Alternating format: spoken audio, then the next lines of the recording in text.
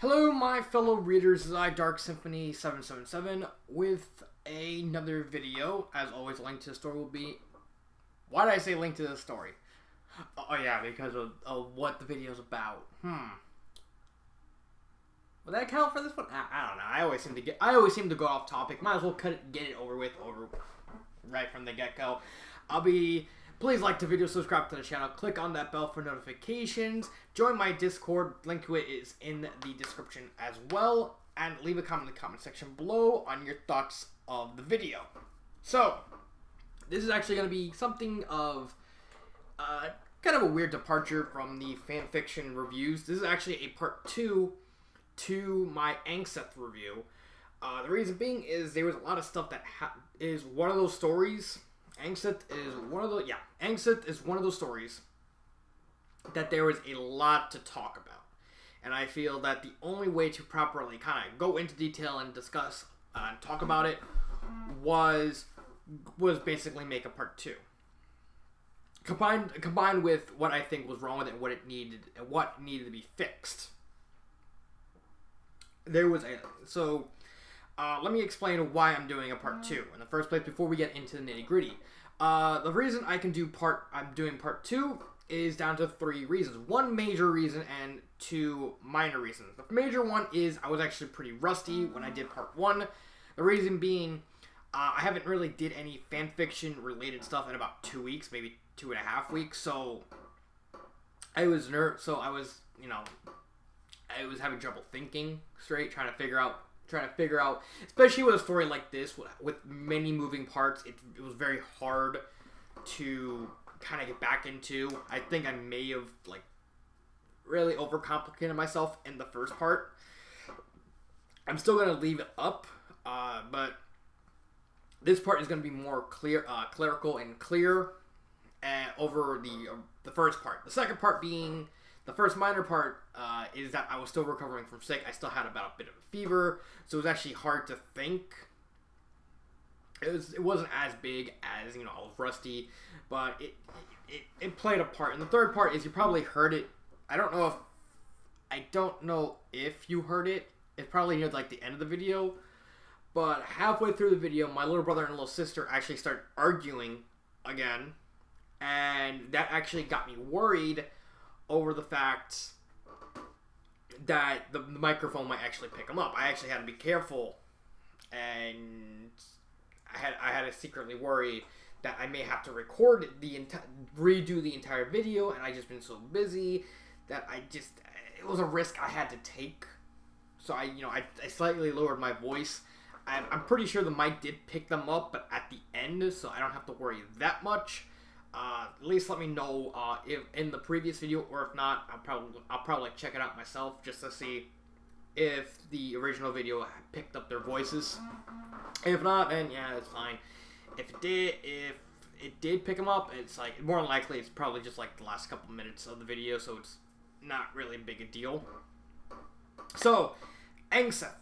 I talked about pretty much the bare minimum of the story in the last video. The plot being Mavera, Angseth, wanting to go on one last hurrah, wanting to have one last mission before she retired, and wanting to do return a favor to Samus of saving her from Aether's, you scratch my back, I'm going to scratch your back sort of deal. It has a lot of moving parts. There is so much that I wanted to talk about, but I couldn't. So let's talk about some of the other characters I didn't get a chance to mention. Svezin, the Marine Admirals. I didn't really go into enough detail with Ridley, actually, outside of he was a Chozo in the story. I guess that's a good place to start as. So let's start with Ridley. Ridley, or Ciarius, as I seem to pronounce him, was a very intriguing villain. He was I mentioned he made the Varia suit. He mentioned he made the Varia technology, which, in this story, how the Varia technology works is a bunch of little moving parts with a core, allowing much more compact spaces. So if a ship was blown apart that has the Variocore technology, it actually put itself back together, making it harder to take down. It's actually a pretty creative way to use the suit. It also kind of explains how Samus turns into the Morph Ball, because Vari's suit, so she's able to just go poof, and then boop. Here's a 6 foot tall person, and then she uses the suit to turn into a ball. At your uncle. Granted, that doesn't explain how Angseth does it, because Angseth does in fact get technology to turn into a Morph Ball.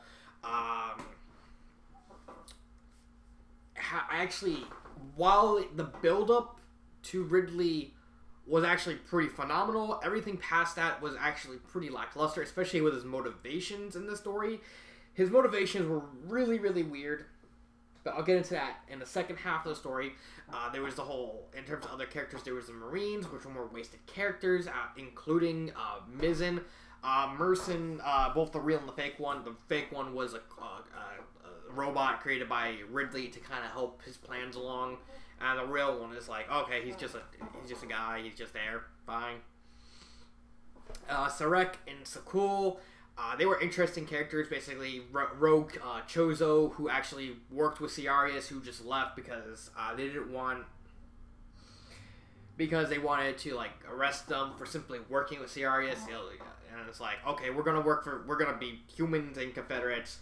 So Cool works for Weevil and stuff like that. They were interesting characters.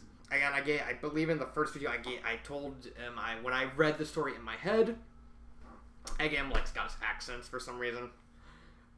I don't know why. I just gave him Scottish accents. And I think that's it with the characters, with the plot. There's a lot of stuff that I really want to talk about. There was the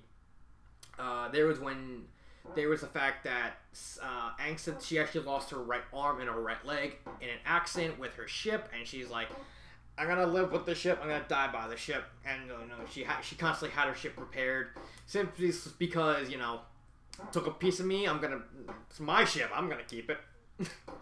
Then she has normal. She starts with her leg. When she goes on to Talon 4 to try and decode the file that Samus gave her, she gets attacked by a bunch of she-gods. She has to blow her arm off. Just to be able to survive, and then she's picked up by Chozo, as well as she's absorbed a bunch of Phazon just to be able to survive that long.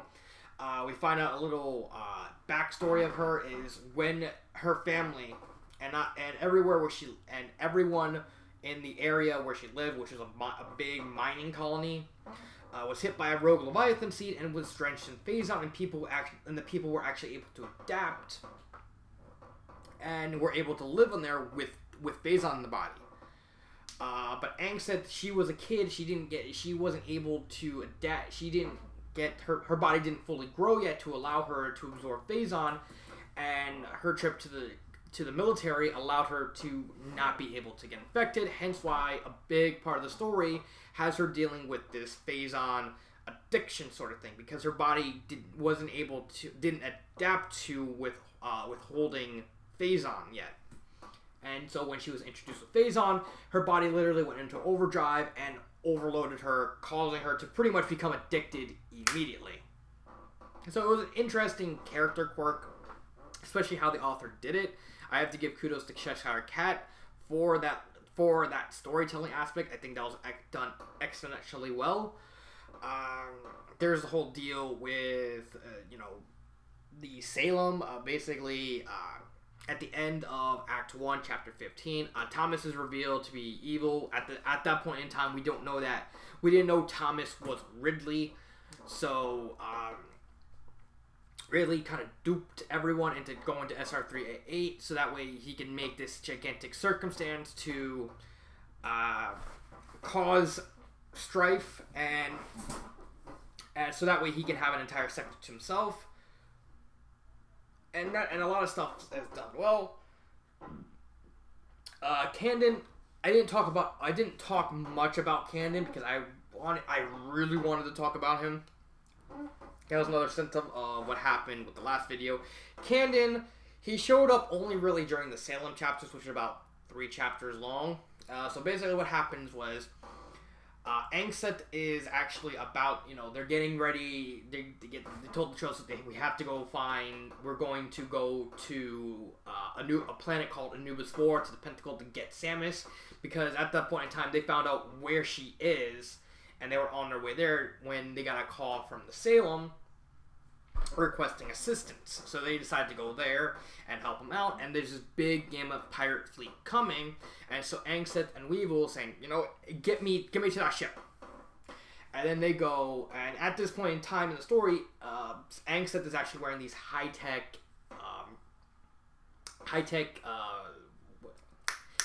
what's the word? I'll just say mechanical arm and leg. Courtesy of the Chosen, they actually look like actual human hands and stuff like that. And she can turn into a morph ball. She can, she can do all this stuff. She's carrying like this gigantic railgun-esque grenade launcher thing, and it's really awesome. And so she, her and Weevil about to head to the main fleet when they found out Ridley's on there. And then Weevil's like, oh no! I worked too hard to get him out of my head. I don't want to deal with this. And then Angseth's like, fuck that. I'm going. And then she actually destroys about 100-foot tall ship. She like half destroys it by herself with just this one gun.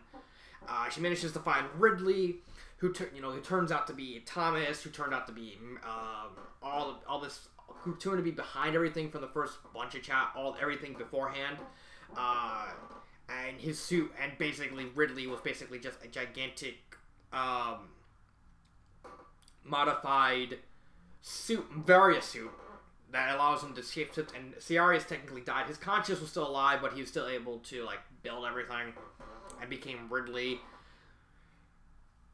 And then literally half that chapter is Angseth and Ridley just beating the crap out of each other. It's literally just they're fighting back and forth, and then once Ridley became turned into his Chozo self, then it just became one massive curb stop for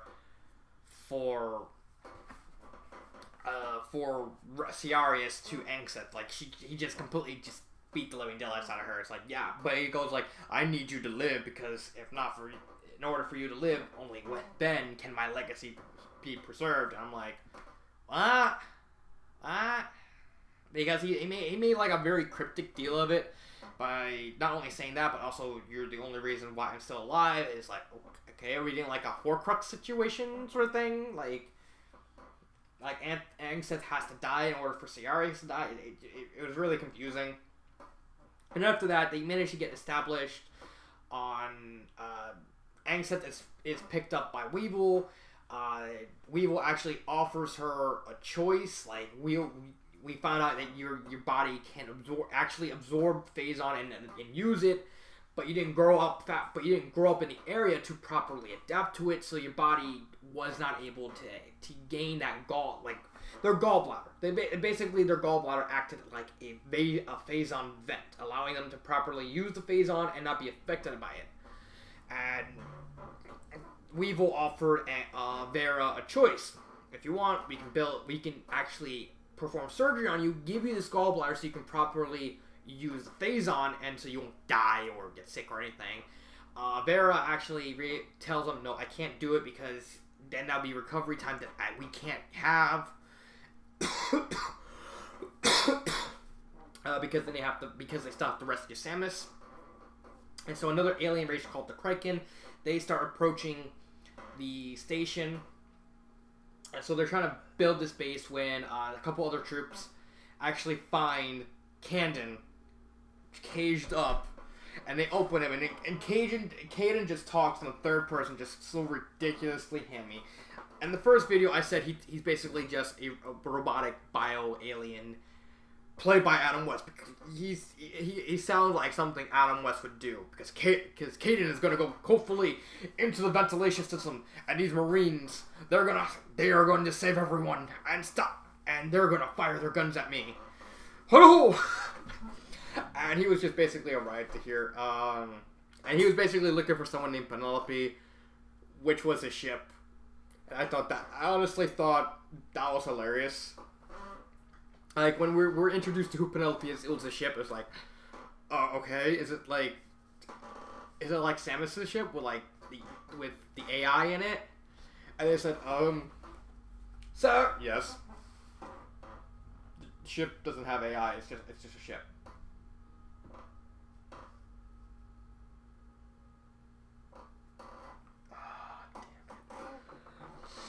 And then they walk up to Ken and said, you know what? You were in here for basically a speeding ticket sort of deal. We'll make a you have to pay 130 credits. It's like, no, Camden will not fight justice. He will fight and he was hamming it up. And then he goes, well, you helped us out, so we'll only lower it to like 60 credits. And I'll personally take those break things off you. And Camden goes, no, Camden is a harbinger of justice. He will pay the full amount. And he just gives him the card. And he's just like, oh, ho, Silva! And it's like, okay. I'm gonna miss Camden. I won't miss him. Honestly, I would love to see the author actually do another story. Like a story just with that version of Camden, because that'd just be the most ridiculous thing I've ever seen. So, I'm sorry. It doesn't even. It can just be Camden going to a supermarket, getting a gallon of milk, and I would just read that simply for Camden being Camden in that sense. Camden is going to drink the white container of justice and put it down his gullet. Yeah. I have no idea where I was going with that, or why I even said that. And then there's a bunch of fighting with the Kraken, and then Angseth kind of finds out what Kraken is like. I'm venting. I'm gonna beat the crap out of you because I'm pissed off. And then Angseth and Camden actually start fighting, and Angseth's like, "Why can't I damage you? Because I'm Camden." Or something to that effect. I'm actually purposely just randomly adding lines. But the point is, they start fighting, and Angseth, no matter how much damage she tries to put on, she can't damage Camden for whatever reason, and she's like, what? And so they kind of have a little fight. Camden's not taking it seriously because he's trying to look for Penelope! And then the Chozo show up and go and defend help out and defeat the Krakens. And now we're finally got to Act 3, which is where the majority of this video is going to take place. Because Act 3, the final about 6 chapters, it was a mess. It's 27, 28, 29, 30, 31, 30, 32 chapters. It was a mess. First off, okay, we're reintroduced to this character called Admiral Mizzen. Okay. And I kind of saw this character before. I have seen this character done well in media. It's these types of characters that kind of show up at literally the last minute, or they're only briefly introduced early in the story, but then we get a full character arc, motivations, who they are, what they do, everything at the very last minute. This character has been done before, and it has done very well. Examples being Henry Cooldown from No More Heroes. We were just introduced to him at the middle of the first No More Heroes game, where he just kills someone and he's like, alright, we're gonna fight, and then he just goes away. Alright, fine. And then we get his full character arc in literally the last couple scenes, and the first couple last cutscenes, we find out what he's about. And he was pulled off really well. Another example, Senator Stephen Armstrong from Metal Gear Rising: Revengeance. This was another character who was really only mentioned briefly throughout the story. You had to be in specific areas, talking to specific people to really find out anything about Stephen Armstrong. But when he was introduced at the very end of the game, he was very much still a blank slate, and so we got all his characters, we got his character arc, we got who he is, his flaws, his strengths, everything. He's universally agreed to be literally the best part of Revengeance, that a lot of people really only recommend Revengeance nowadays simply for Armstrong, because he was that great a villain, despite him literally showing up at the very end, unless you do these specific things and talk to these specific people in these specific places at this specific point in the game. So it's really, really weird, but he's basically a social Darwinist, and he's trying to use war as a tool to end war as a business to end war as a business, so he can kind of revolutionize, change America into this sort of Darwinist utopia where law changes to fit the individual, not the other way around. And he was a really great villain. When I first got to the third act, I thought we were going to get the same thing. We were going to get a full character development, full character arc, everything from this one character of Admiral Mizzen. We're actually introduced. He's actually started the same way as these characters, where he's only briefly mentioned by Angseth in passing terms, saying that Mizzen gave all these permissions and stuff to Angseth, like her relationship with Briar. In this world, relationships are mostly suspect to the same species. While Angseth loved Briar, who was like a cat person, and Mizzen was the only one who allowed that, simply because he saw Angseth as his pet project, so to speak, that he can fix her and make her into a reputable commander, which he did, except for, Angseth has a temper. And so, at first, we're only mentioned through passing terms by, Angseth always kind of mentioning that, Mizzen gave her all these opportunities and all these permissions, like the relationship, how the crew working as it is. And it's like, okay, okay, I can't, and I actually start anticipating when he's going to show up. Okay, he's going to be like one of those characters where he shows up at the end, and then we get everything from the beginning, so, it's cool. And then he shows up around chapter 15, the end of Act 1. He only really shows up in Act 2 twice, and then, he showed up more in Act 3. He's basically his description, like, how he's, like, his design is like, he's basically a 10-foot tall centaur dragon. I'm not making this up. He's literally a centaur dragon. 4 legs, big upper body, crown of horns, covered in scales, and I guess wings, maybe. I don't know. Can live a long time. He's basically just a centaur dragon-esque thing. He's kind of hard to describe. He's one of those characters you have to read to say, wait, he looks like that?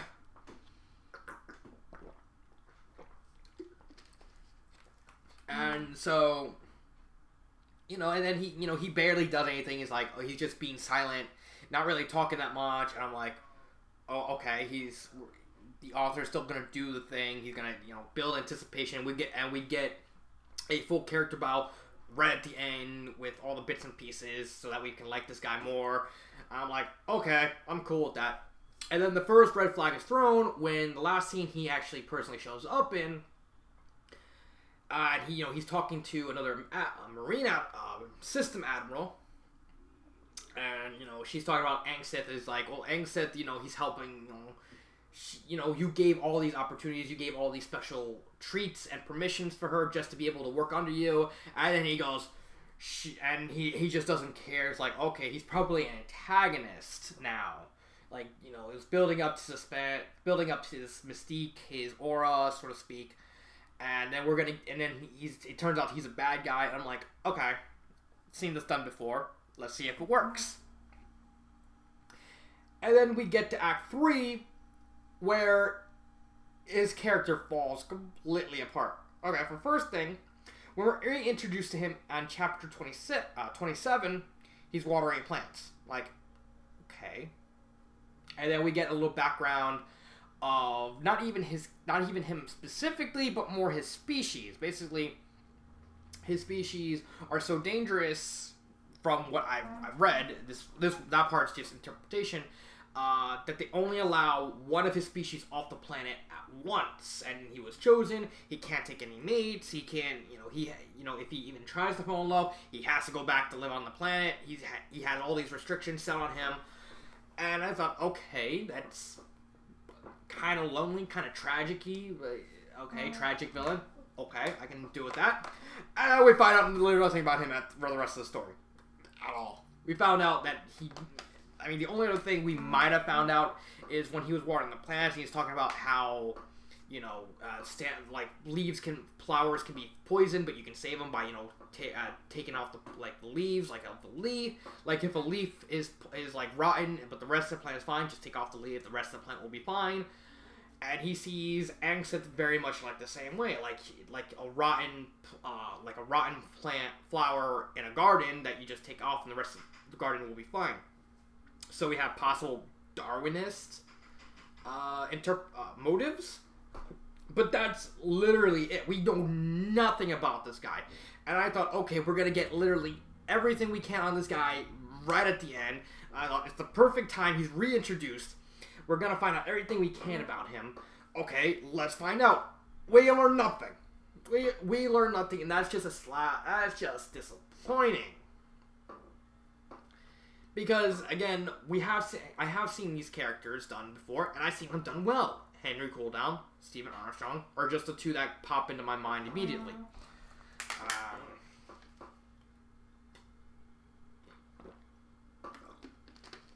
Okay.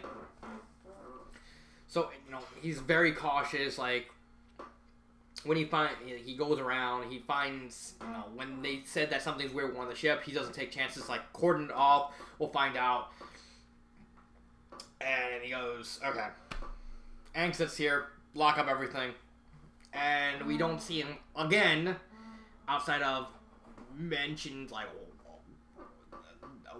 in the next chapter with, like, all the entire, so Angseth and Weevil, they managed to get into the Pentacle, which is like a big military installation that where Samus is kept, owned by Mizzen. And they managed to sneak in by nosediving, all connected to the ship. And I'm like, okay, pretty cool. We're off to a neat start. All right, that's fine. We're at the climax. Mizzen finds out. He locks down the whole ship, and then he communicates with Angseth to tell her to stop.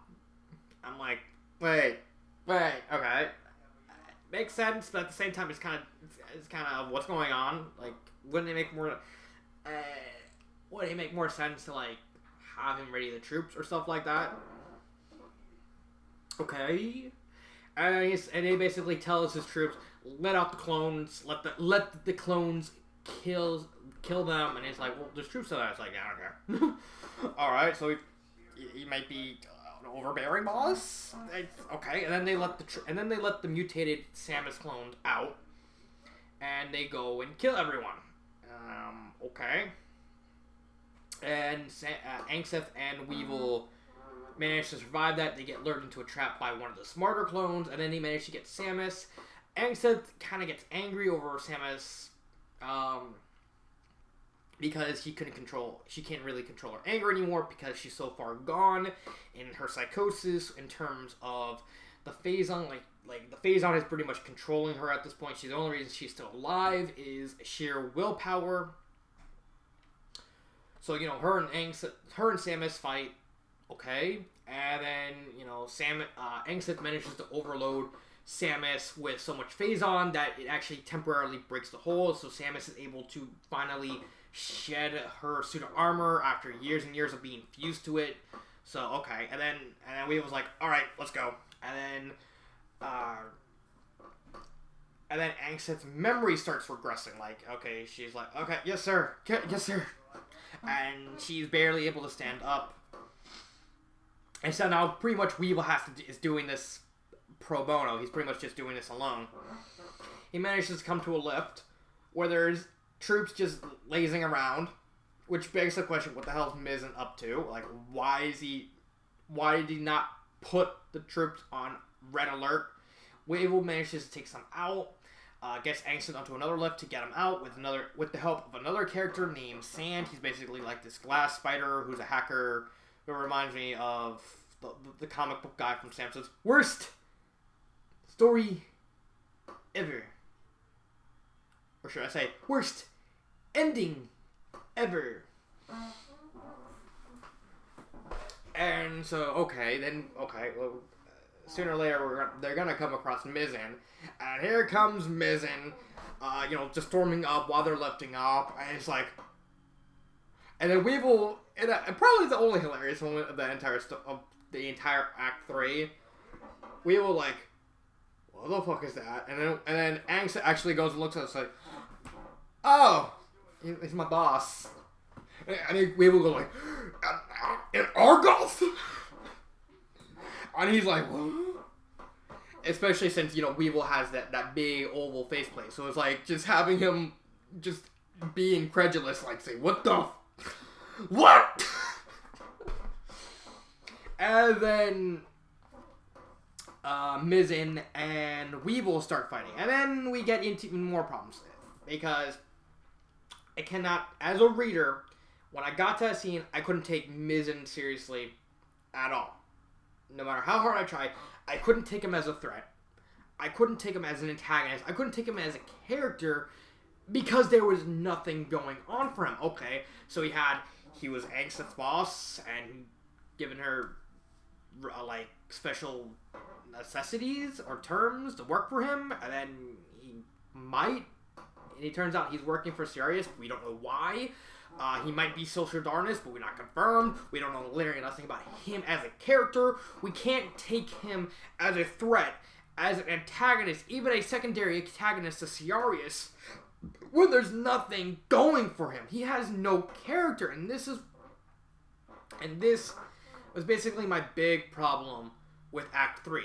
When it came to Mizzen, he had next to nothing going for him, and with Sirius, the author completely undermined his character completely out of nowhere at the last minute. Because, and this is what I think, I'm just guessing, but the author was burned out from writing the story, and instead of, abandoning it, which, would have been probably respectable, like leave a note saying, I'm done, I can't finish this story. The author powered through it to hell or high water just to finish it, and the author messed up horribly. Everything up to chapter 27 was good to excellent. Sure, minor hiccups here and there, but nothing too bad.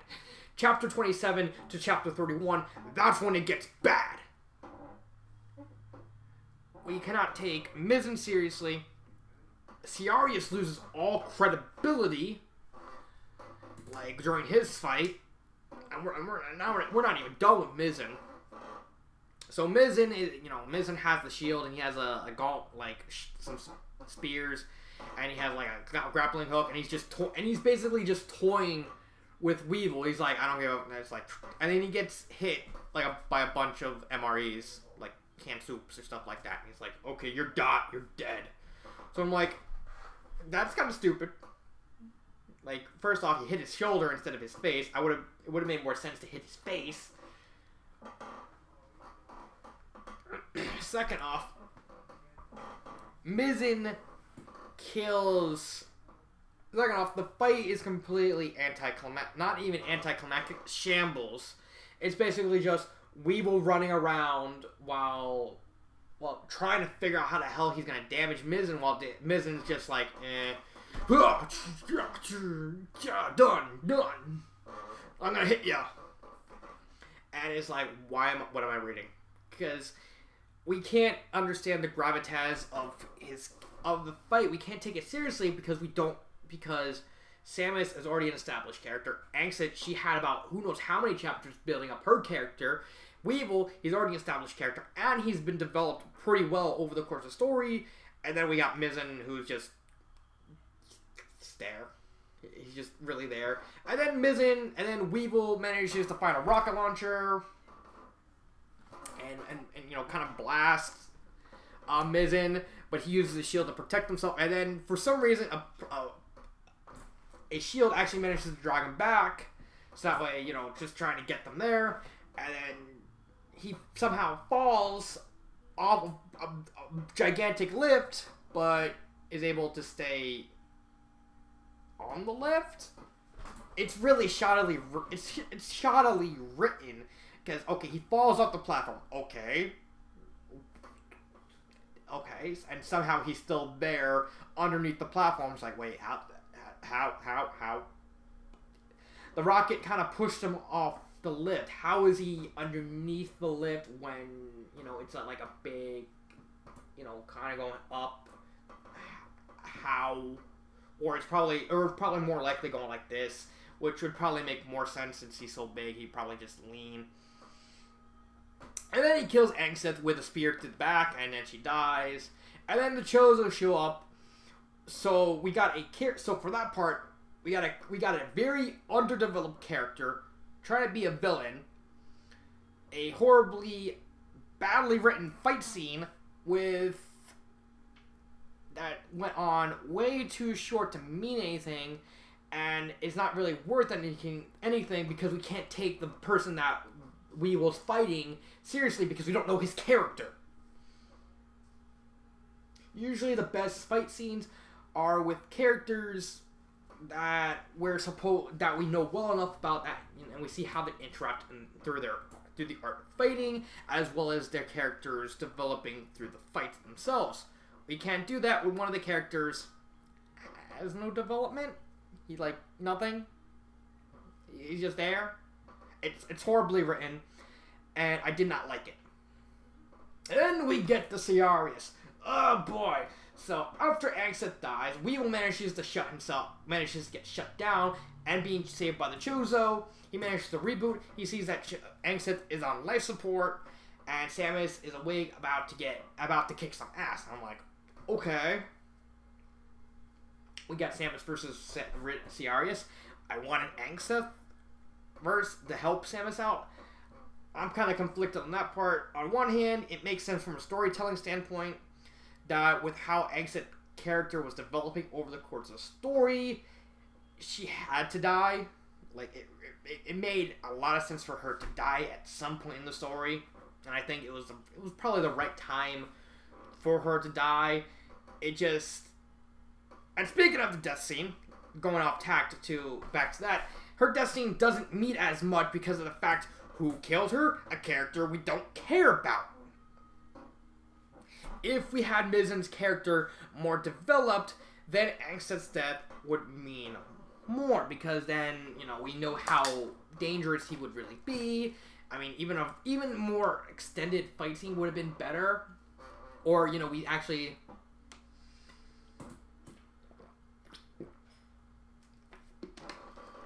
Or the author actually written, like, Mizen throwing the spear and impacting her, so we actually know what he did, and then about to fight Weevil again when the Chozo show up, like, okay. Or at least have Mizen put up some sort of fight against the Chozo, because if his species was so dangerous that they literally can't have more than one of their own species live the planet, he would be pretty goddamn threatening even to the Chozo. So back to this. Samus, she puts on like a robe, which is like a defensive robe. Okay, goes to stop Ciarius. Ciarius like, alright, where's Angseth? And then he finds out Samus is after him. It's like, oh, Samus. Okay. I'm like, okay, we may have gotten disappointed with Mizen, but we got Samus. We got Ridley. Let's have at least a good cinematic final fight. What do we get? We got a mess. First off, the fight's not even a fight. It's just... Let's start with the beginning. So Thomas is giving a speech when Samus comes in, wearing the robe, which is like a defensive robe, and it's like, stop right there. Well, she doesn't really speak in the story, but you get what I mean. And then Thomas is like, okay, fine, just kick her ass. And then, he sends a couple Marines after her to arrest her. And she kind of swipes him away, and then goes after Thomas. And, starts actually beating the crap out of her, and stuff like that. It's like, okay. We got an actual fight coming out. It's starting really well. And then, they fight, Thomas is still in the Thomas form, so we don't even see him turn into the dragon. We don't see him turn into the Chozo. He stays as human. It's like, okay, I think it would have made more sense for him to be Chozo, like his Chozo form. That would have made more sense. But he's still in the Thomas form, and he's swinging Samus around. Like Samus can't, and he's using his sign language to shoot beams. I'm like, all right, we're getting somewhere. And then they get to the roof of the building when Weevil, turns out Weevil kind of attached himself to Angseth's ship to help her out.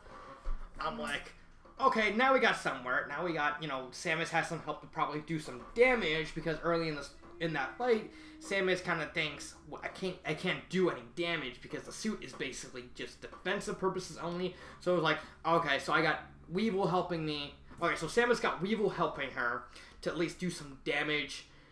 What does Thomas does? Like, I can't work with this. And then makes a gigantic Variacore, turns into I'm not even joking, a 3-headed Mecha King Ghidorah-esque Ridley. I'm like, okay, that's cool. It's like, okay, is he gonna transfer his conscious into the robot so that it's like, Samus and we will have to fight the gigantic robot? No! We get Thomas fighting Samus, and we will going after the ship. I was like, okay, let's see how this is done. Then we cut. Then a third of the story is dedicated to Weevil just trying to figure out how to damage this thing. The Mecha Ridley gets curb stomped, like literally curb stomped, because literally all the ships in the town, and there's a lot of ships going on, start firing all their missiles on him, and he's like, okay, and just wailing on Ridley while he's trying to constantly repair himself. And he's like, okay, we need help trying to damage that core. And then Weevil finds out his ship, Angseth's ship is charged with phazon, so it's like, okay, maybe this might do. And, starts fighting Ridley, then imitates Angseth, saying, just damage the shell. I could probably damage the thing with my missiles. They do it. Weevil manages to damage the core at least a little bit. And so Weevil kind of goes up to space. I'm like, okay. Weevil starts, no, not Weevil. Ridley goes up into space. Everyone starts pelting bunch of ships start pelting the Mecha Ridley, leaving, and it's like, okay, I'm gonna curl up in a core, and then Weevil manages to get into the core to fight Ridley. And then we cut back to the end of the Thomas Samus fight. I'm like, wait. They were fighting the entire time. Wouldn't it make more sense to, when it went back to the fight as it was? And Samus actually starts curb stomping, manages to hold her own more than enough. And Thomas is like, and Samus found out, wait, he's splitting his conscience. And I'm like, the moment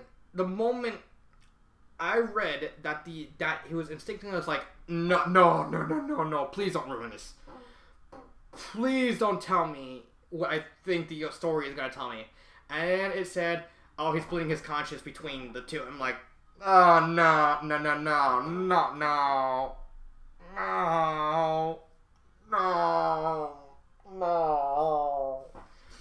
then it just goes Korean. The entire expectations of this final chapter go down the drain, because not only did Ridley get curb stomped once, he got curb stomped twice in the same chapter at the same time. How?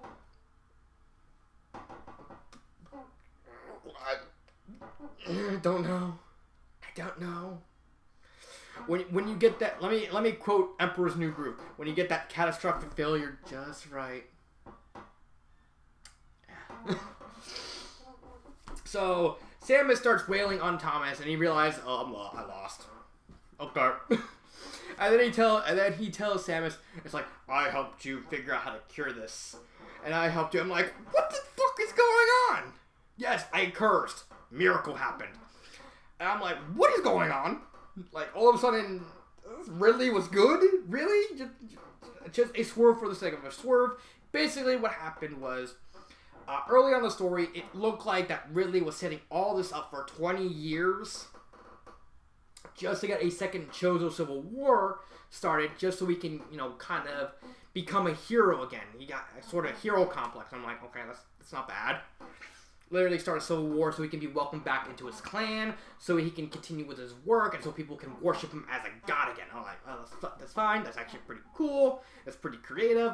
And then at the end, we see him saying, "Oh, now I'm gonna be selling I'm gonna be an arms dealer and sell everything. And if not, best case scenario, I get to control the entire solar system, groups of solar system, stuff like that. And it's like, all right. Still kind of fits, but and then right before Samus kills him, Ridley goes, Samus, I tried to help you cure your condition. You convinced me to try to take all of Angseth's people from her mining colony to experiment to try and cure you. I'm like, where the fuck did this come from? Seriously, where did this come from? I know. Okay, I kind of get, why that's kind of there, because it was foreshadowed earlier in the story, saying the Gamma Pirates kind of attacked the mining colony and kidnapped and kind of wiped everyone out by kidnapping them and performing experiments. But I thought that, considering the fact the pirates have been messing around with Phazon for years, the Prime series exists for a reason. I just thought, where is this coming from? Because Ridley literally performed a last-minute heel face turn, which made no stinking sense.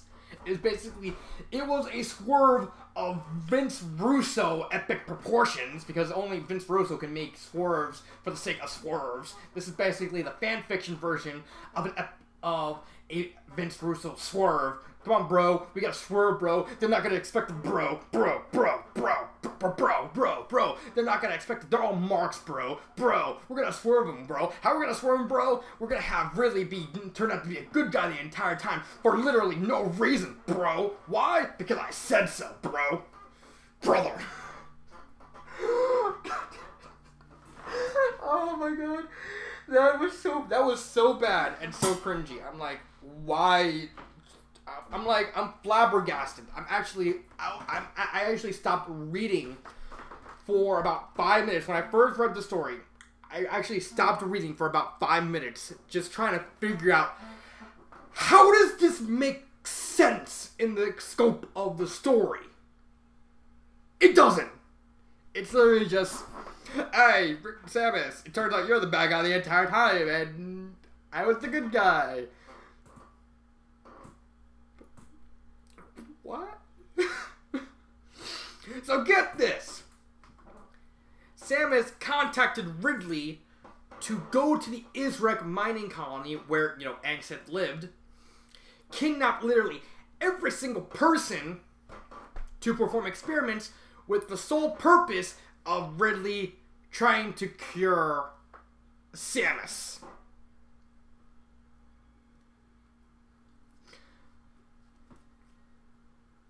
Tell me, my loyal readers, does that make sense? No, it doesn't. It really doesn't make sense.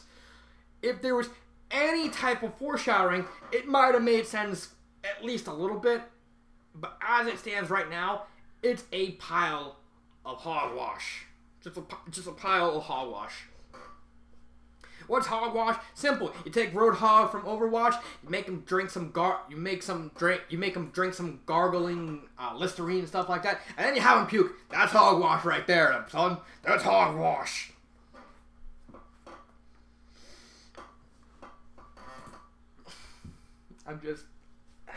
And reading that the second time, because I reread it. I reread that scene, and it's like, it still made no sense the second time I read it. Because it literally comes out of left field for literally no reason other than swerve. Hey, here's a swerve. Samus was a bad guy. Samus was the reason why Angseth's family died the entire time. No, it doesn't make sense in the context of the story. No, it's not supposed to make sense in the context of the story. It's just there. I mean, yeah, well, now that I think about it, in kind of a weird, dark, creepy sort of context, it does kind of make sense. Because Samus was desperate, so it makes sense to go to Ridley. But then with everything else happening in the story, it also doesn't make sense that Samus got Weevil, and then Samus was planning all this. Samus was planning on already killing Ridley. It was just bad. It was bad writing. So I don't even know if it's supposed to make full context in story. But that whole scene's just a mess. But it gets better. Then we come back to Ridley, the mechanical Ridley inside the core as Sun Dragon and DT. I mean, okay, let me pull this up. Like, for some reason,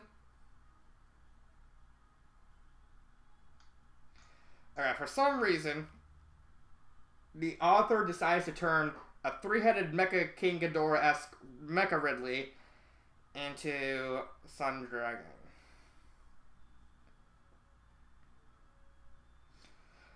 Sort of this guy. This guy. He turned him into this guy.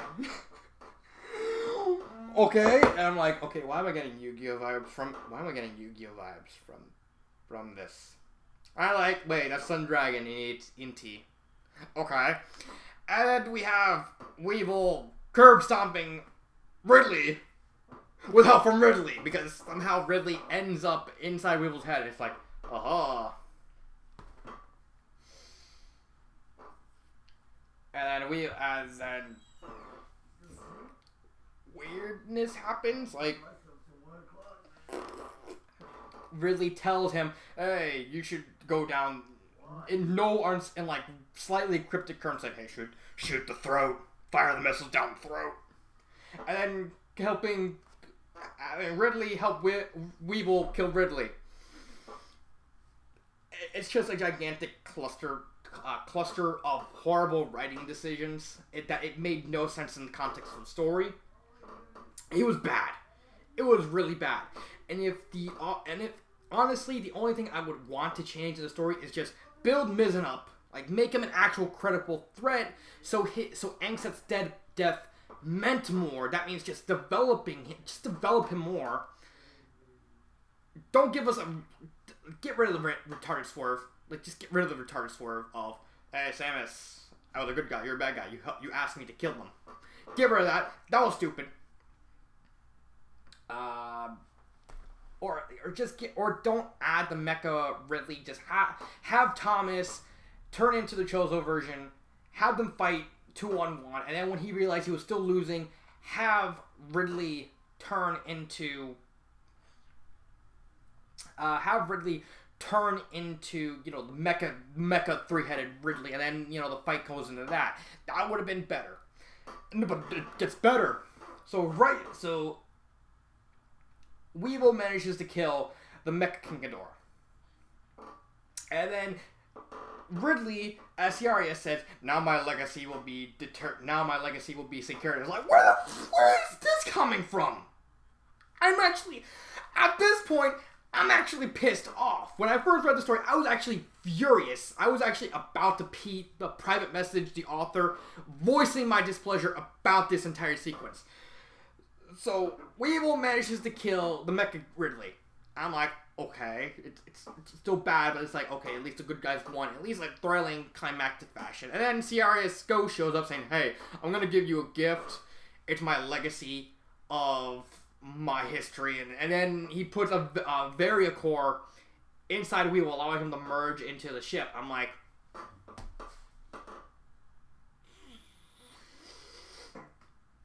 bruh. That is so stupid. That's just... Why?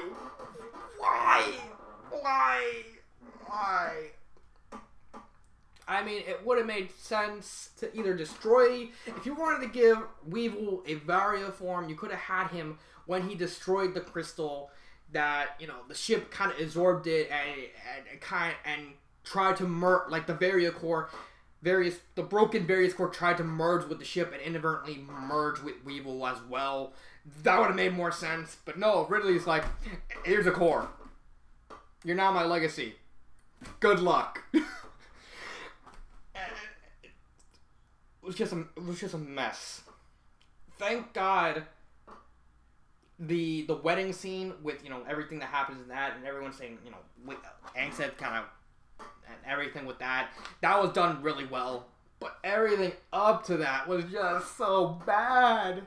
It was so bad.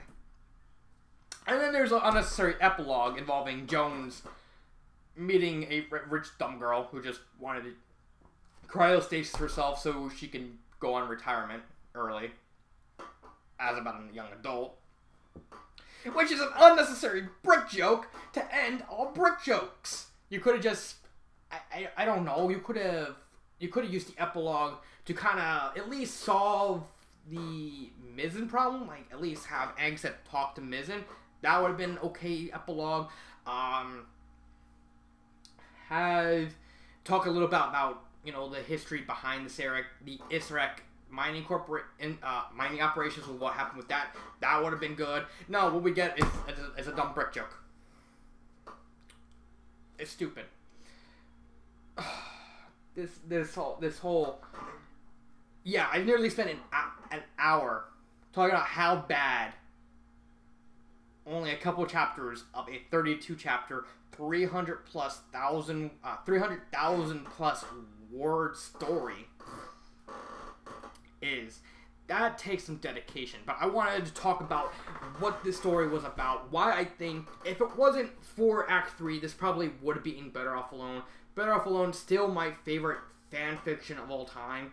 It's still a great, amazing fan fiction. Angseth came this close to beating it, if not for those last couple chapters. Those last couple chapters were so bad, with Mizzen being completely worthless, Ciarius being undermined, the whole choreography, the pacing of it just made it was so bad. And at the end, I was just completely furious. Like, let me just get this over with.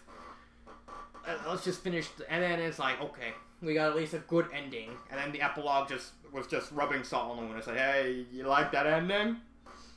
Let me ruin it for you. Down the house. It was bad. It was bad.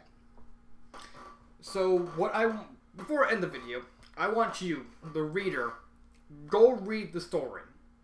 I encourage you, go read Angseth. And tell me your thoughts on the third act, chapters 27 to 32. I actually want to hear your feedback. I actually want to hear one comment. I'm gonna start this. I'm gonna start with this video.